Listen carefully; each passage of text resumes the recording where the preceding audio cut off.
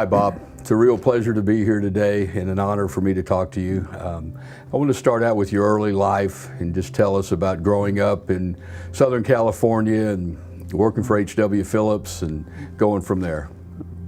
Well, it's been a long road, but looking back, it looks like it's very short. And I think this is my 55th year of doing this, and it feels like it's my second or third year. Bob, tell me the history of H.W. Phillips before you came on board with the company. That's interesting. My grandfather started when he was 50 years old, and he would load up a panel truck, Model A panel truck, and drive into Los Angeles and service the produce market. So he would sell chains and rope and light bulbs. They didn't have steel beams in those days for vehicles, and became kind of a fix-it type person. Within the next couple of years, he finally got enough business where he could put together a store, and that store was on 8th and Central in Los Angeles, right a kitty corner from the produce market.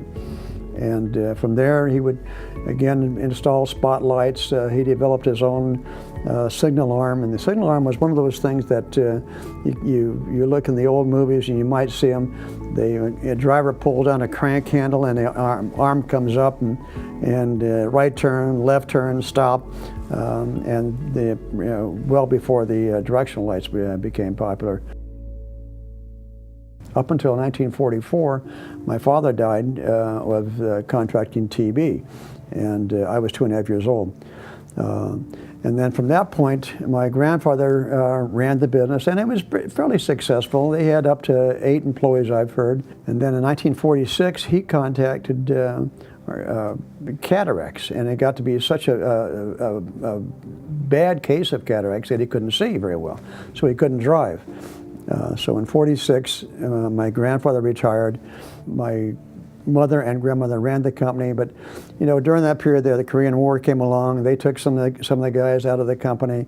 Other ones left. They could see that the company was not going anywhere. They left, and from 1956, my grandparents both passed away the same year, and so it's put into a state for me. I had no brothers or sisters, and so it became my inheritance, and the company became smaller and smaller and smaller. And it's about that same time the city of Los Angeles condemned the block where we had our store, and we had to move. And we moved from about a 2,000 square foot building to a 750 square foot office. So when I finally came into the company, I had left a job at Dole Pineapple up in San Jose. I was going to school and working, and came down to run this. Didn't like to want to get in front of people. I stuttered terribly in those days. So by the second month, or by the first month, we did a total sales of $2,300, and basically we're losing money, and still continue to do that. And that was in May 1963. Something's got to happen. Either we're going to close the doors, or we got to do something. And I'd call on gas stations, I'd call on anybody who had a truck, or anybody who had serviced a truck to see if they could buy things. And I found myself making sales, and I thought, well, this is kind of fun. But I was still making calls on small customers. Big fleets scared the heck out of me. But there was one fleet in town that was one of the largest fleets in town, called Pacific Motor Trucking. I got my nerve up one day and drove over to the yard and found the office and knocked on the door, and they invited in. Told my story to a fellow named Bob Hickey, and told him what we did, how we did it, and what we sold. And sure enough, a week and a half later, I get a phone call with an order. So that became the first order. And I thought, well, then I got a little more courage to that. Well, I'll go start calling on more people that are bigger. And I started doing that. But at this time, you're out making calls. Your mom's at the store working the counter, right, and you've got one driver. Right. My job was basically to go out and deliver parts to customers when they phoned in.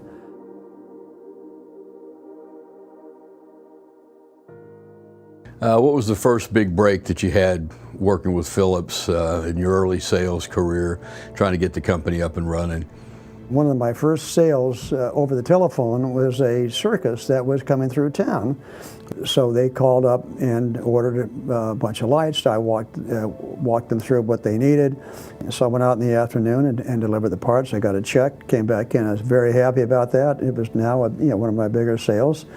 And put the money, the check in the bank, and next thing you know, 2 days later, bank calls and say, check is no good.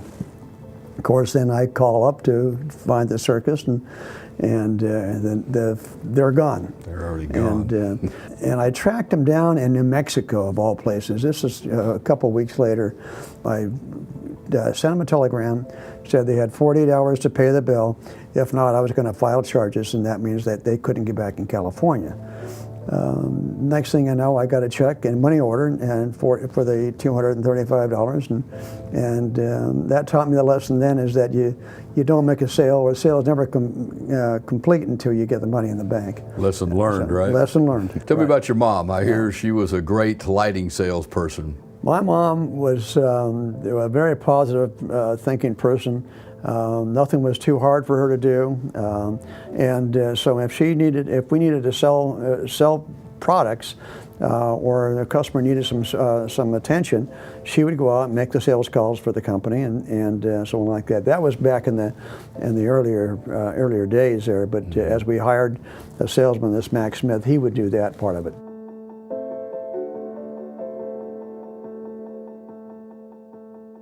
One day I was making some sales calls, and I'd called on a company called Transport Cartage, a guy named Chuck Lamont, and he'd give me an order for light, or he was going to give me an order for light bulbs, but he said, geez, I'd like to do it, but you're too high priced.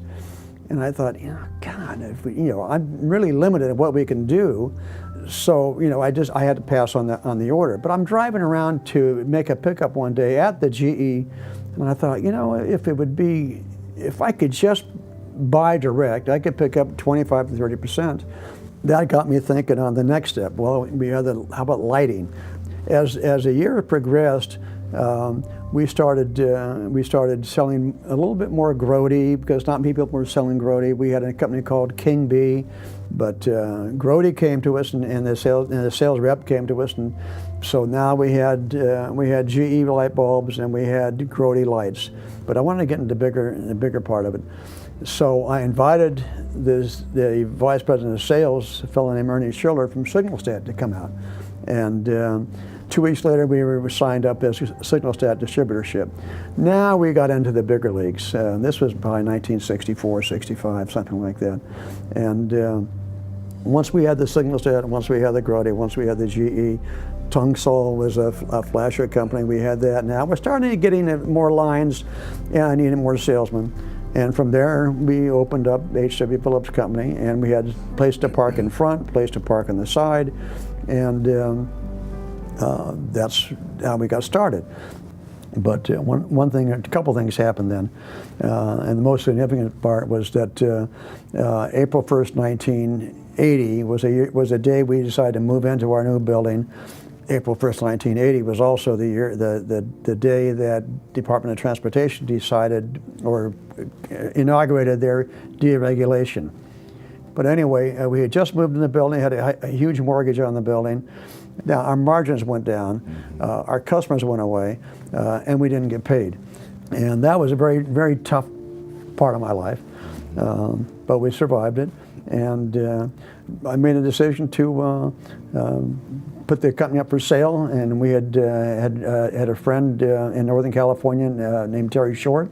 So we sold the H.W. Phillips company, and he bought that. He didn't buy the name; he bought the physical assets of it. And then we started spending my full time into the manufacturing side.